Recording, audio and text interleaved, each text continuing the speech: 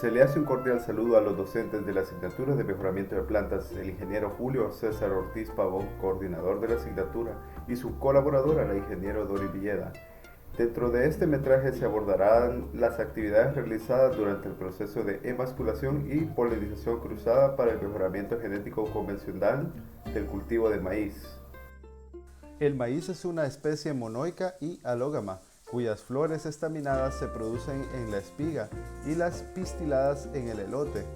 La polinización se efectúa mediante la caída del polen sobre los estigmas. Aproximadamente el 95% de los óvulos de un elote sufren polinización cruzada y el otro 5% es autopolinizado. La mayor parte del polen que poliniza a una mazorca de maíz proviene generalmente de plantas contiguas, aun cuando el polen puede ser transportado por el viento a grandes distancias. La emasculación es el proceso mediante el cual se eliminan las anteras de un botón floral antes de la madurez del polen, con el objeto de impedir la fertilización del óvulo con polen proveniente de la misma flor, o sea, evitar la autofecundación. Por eso, mediante esta práctica lo que se pretende es evitar las autofecundaciones por medio de la emasculación, que es la eliminación de los estambres de las flores. Para evitar los cruzamientos indeseables se utilizan bolsas u otros materiales apropiados para aislarlos del polen extraño.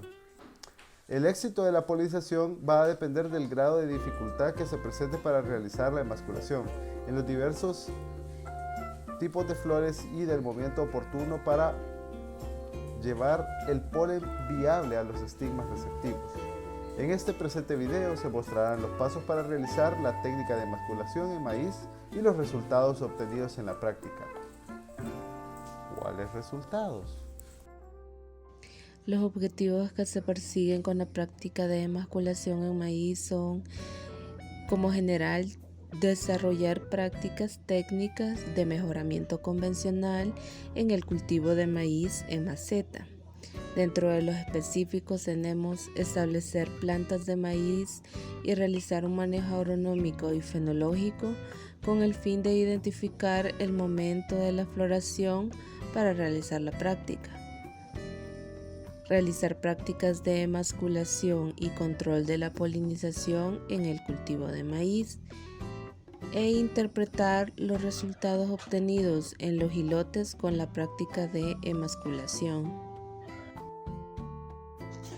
En lo que respecta a la parte de la metodología aplicada en la emasculación, pues en esta práctica todos los estudiantes tuvieron que plantar maíz en sus casas, dependiendo de la facilidad que ellos tenían, pues podía ser en el jardín o en bolsas de una capacidad aproximada de 14 por 16 pulgadas, en la cual se llevó a cabo un manejo agronómico sencillo, tales como el riego, la fertilización y el cuidado de la incidencia de plagas.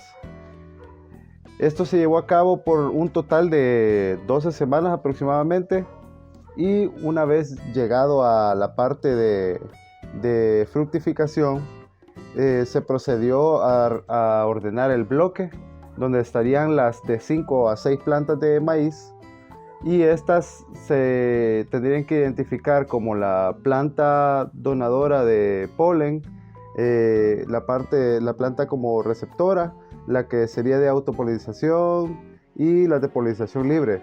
Entonces se tendría que eliminar de dos de estas la parte del órgano masculino, y las otras deberían de ser tapadas con bolsas de papel, tanto el órgano masculino como el femenino, que sería el jilote, y se tendría que cubrir con esa bolsa, colocársele una cuerda o algo que lo tuviera bien sostenido para evitar cualquier tipo de entrada de polen ajeno, porque como acá se estaba verificando lo que es la polinización, y no se tendría que tener ningún tipo de sesgo de otras plantas, debido a que el polen se es transportado por el aire también. Entonces, si no se realizaba de una manera correcta, pues pudo haber tenido resultados que no eran los esperados.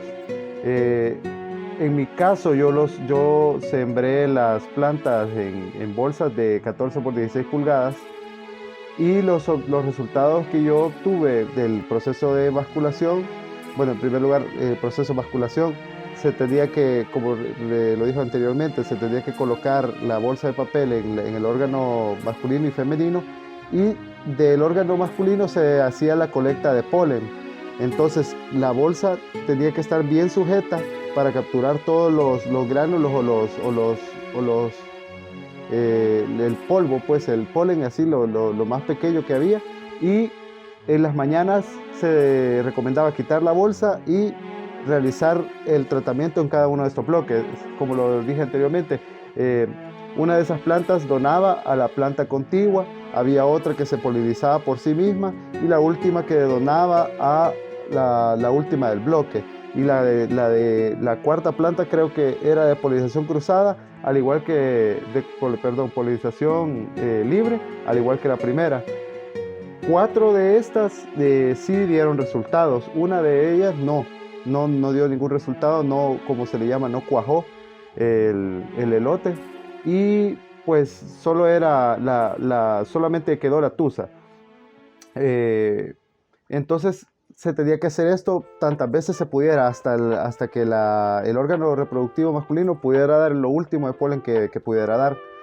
Entonces se realizó este proceso por aproximadamente una semana, unas 2 semanas a lo mucho, cada vez que se podía, y se dejaba caer el polen en la parte de los pelos, ¿no? Que tienen de los estambres que tiene el jilote. Se hacía muy bien la polinización a que quedara completamente cubierto de polen.